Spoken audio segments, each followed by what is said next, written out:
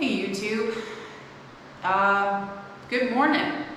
We are now back into the office today. I hope everybody had a good Memorial Day weekend. I am sure we did.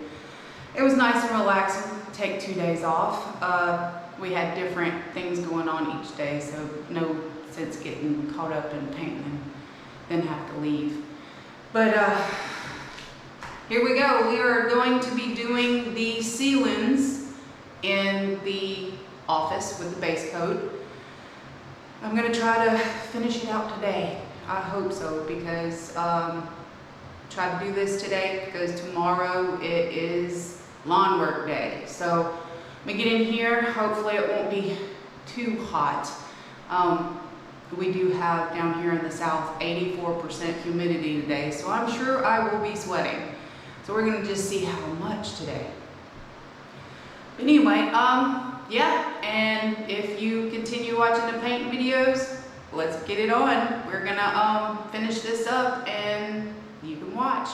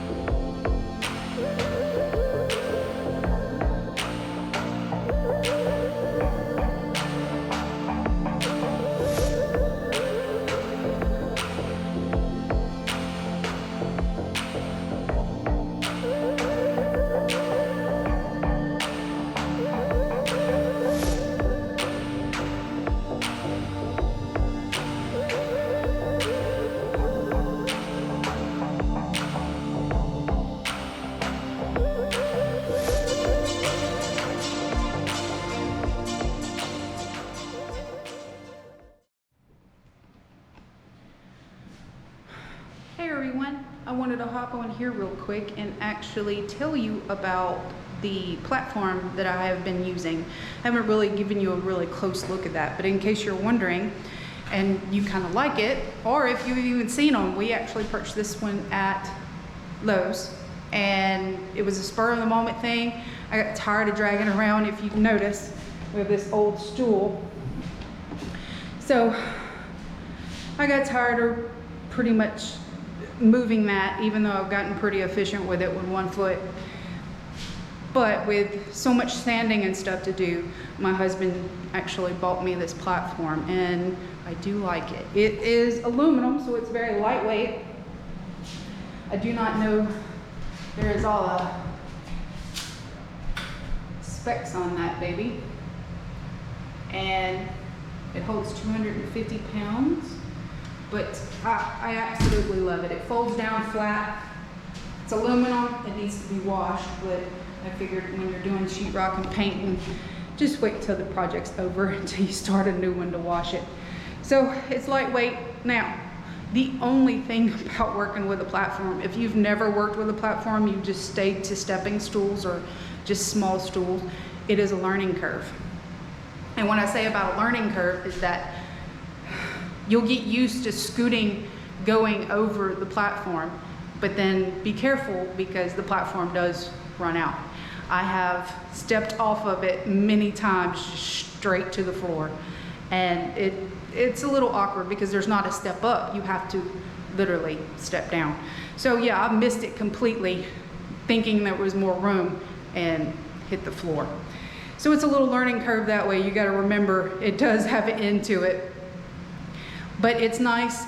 Small areas is a little tricky, but it does make it where you don't have to move, get down so often, depending on what you're doing. Now my dad, he comes over and helps with sheetrock and stuff that I need help with, and he will not use it because he's did all his work with the little step stool his whole life, so I can't trust it. So that's I guess my little opinion on this little platform. And if you've been thinking about getting one, I think when we purchased it, it was about 50 bucks. It's well worth it, I do believe. And it will come in handy throughout the whole project. So if you like it, get you one. Bye for now.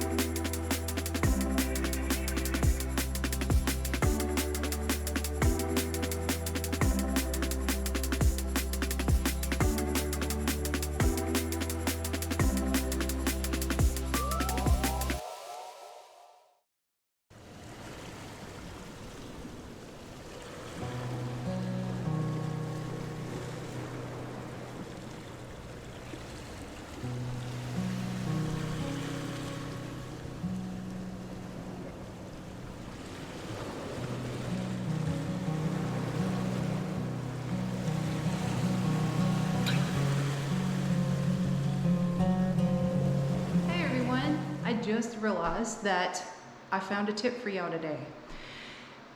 Another reason why to actually do a base coat is not only does it help even out the sheetrock mud to the sheetrock, because most sheetrock is a brown tinted or gray tinted color, but it also helps with finding imperfections in either your sheetrock mud or in instant like this.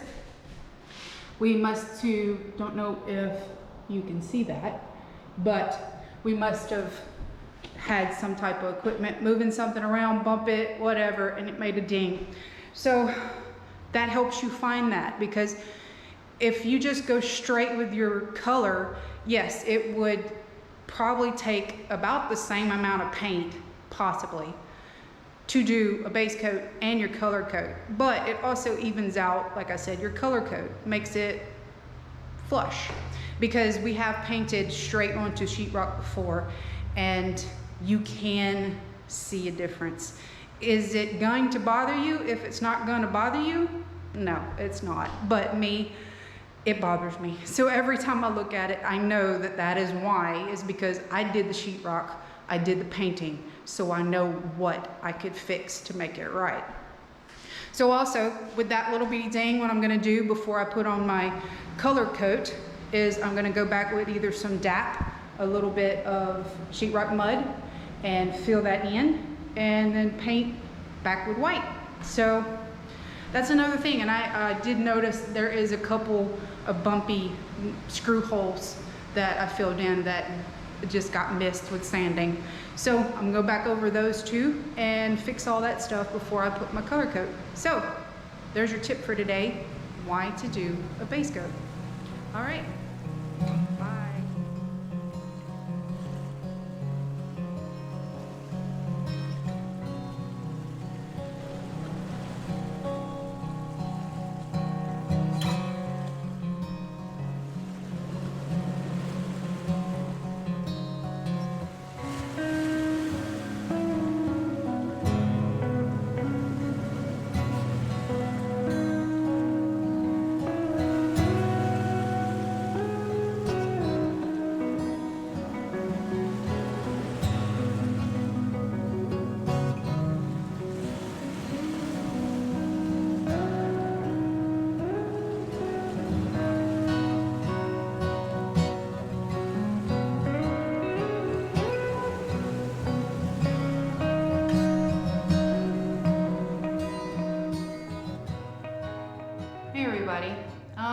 It was taking a little bit of a break, let some paint dry around my light fixtures so I could go ahead and stick them back up there.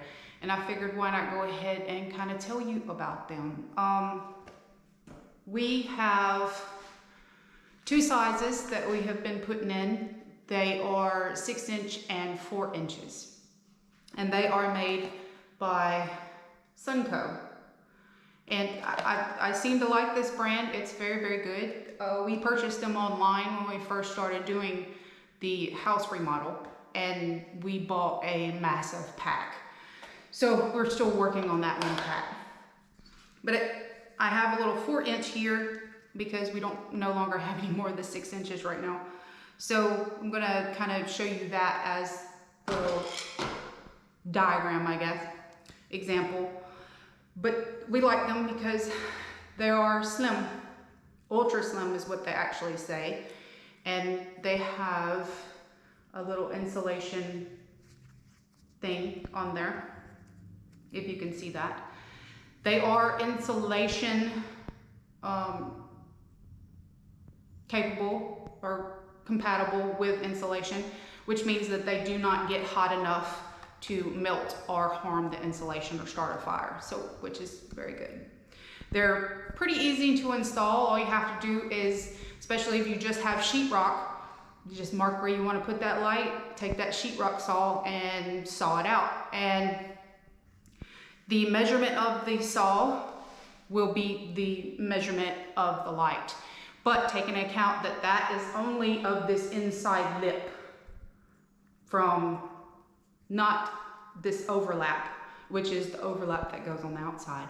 So if you do have some obstruction up above your sheetrock, you're gonna have to do a little manipulation to get that up there. We have tongue and groove shiplap on our walls and our ceilings, so it kind of made a little bit of issue to get these in there. And what happens whenever it's this 3/4 inch, so this is smaller than the shiplap. So when we put them up there, they wouldn't flap down on us. So we had to do a little bit of more cutting, and I'll try to show it to you. Sorry if the light blinds you, but we had to cut little notches for the prongs to go into so it would lay flat. And that way it makes it flush with the sheetrock. And easier to get out and in, because you still got to be able to pull it down far enough to be able to pinch them to get them back down. We do have some that's pretty snug. But more information on just the lights itself. They are rated for moist environments. So you can put them in like a kitchen or a washroom. I would suggest that if you do put them in a bathroom, I probably would go around, because they do recommend to put silicone around the edge when you put it in super wet locations. They're easy to install. All you have to do is, they come with a little box, wire that up, mount that however you want close to your hole, and then you have the lead wire that comes out that connects to this. And it's pretty simple. If you can see that right there, they have a male and a female. They just slip in together and then you screw them tight. Pretty easy to take down and replace if you ever have to. We have had ours in the living room, I want to say for a good 3 or maybe longer years, and they're still perfect, still working fine. So we have not had to replace them. They do say on the box that it's a 32-year light. I don't know. I'm not going to count that long. So I do think they're nice. They are very, very flush. Whenever I put them back up here, I'll probably get a little bit of footage of them and insert it right here so y'all can see exactly how flush and how nice they look. And I do believe that is it. In this room, we only used 6 inches, I do believe. Let me make sure. Yes, all 6 inches in here. Which, this is my office, and I wanted a lot of light. So I told my husband, let's do it. Let's put a lot of light in there. We like a lot of light. Also, they are dimmable. So we did put them on a dimming switch, smart dimming switch actually, and they are dimmable, which you probably can't really tell how much they dim, but they do go down to, I think, 10% from 100. So that's nice. Makes it kind of easy. If they're dimmable, why not put in a dimmer switch? About the same. So, all right, well, I am on to putting the lights back up in and to the second coat of paint. So let's see what I can get done before I run out of paint. Bye for now.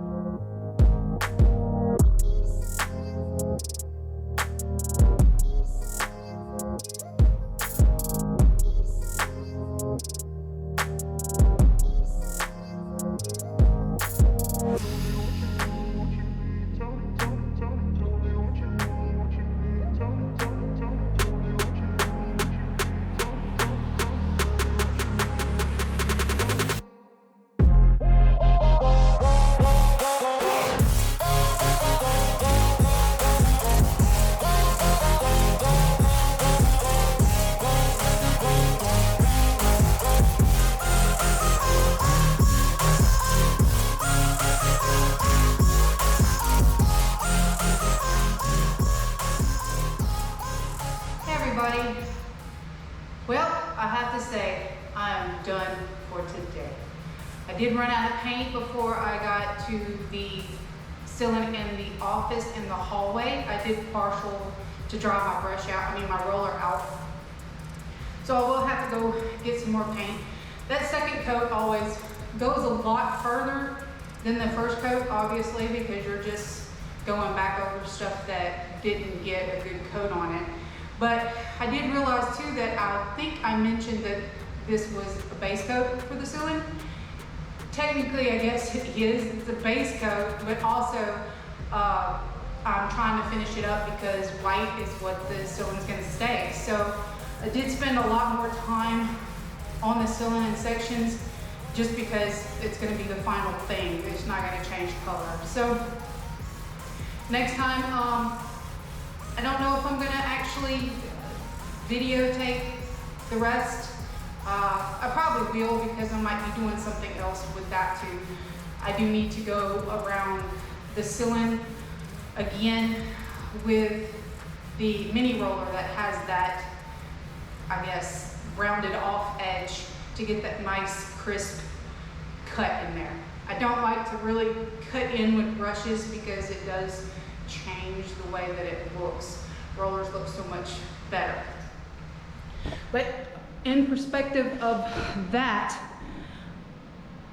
I'm not a person to like crown molding in baseboards. So any chance I can, I try to do away with trim. I do believe, it's just my personal opinion, I do believe it is time consuming, expensive, and unnecessary if it's unnecessary. So if you can do a little bit more, I guess, prep in the way that you're doing it, you don't actually need it. The thing is that this time, instead of trying to cut in perfectly around that ceiling and the walls, I'm actually gonna try to see if I can do a little bit of a blending of colors and see what we got there. But just to show you what we've done to not have trim is we went with what I call, they call it like a California or a smooth window frame, which is just sheetrock all the way around with corners, no baseboard, or no trim needed, and no, I guess, windowsill. Now later on, if I do notice that this starts to get a little banged up, I will come back in here and probably overlay it with either some leftover flooring, that way it'll match the floor, or take a nice piece of wood and cut it out and put it in there. But of course, like I said, I like the way it looks. It looks smooth, it's nice, and for the most part, you're gonna have a window, a curtain, a treatment, something up there. So nobody sees it anyway. But there is places that we do want trim if something doesn't quite line up quite right, like flooring. If we end up have to, because if you didn't already know, we're in a tier and beam house. So some of the floors, over time, it's almost 100 years old. So over time, it does get a little warped. So you have your highs and your lows in the floor.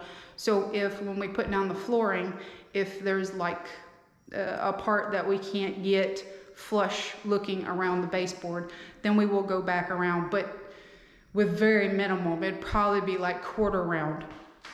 So hopefully that's all we have to go with, if we have to go with anything. But if not, it will be flush. And that's the way I like doing it. And of course it looks really good too, because we've also, in our corners, we beaded them out with curved corners. I don't know if you see that, but they're nice and curved. I do like the curved corners. So yeah, I'm not gonna take up any more of your time today. I am done.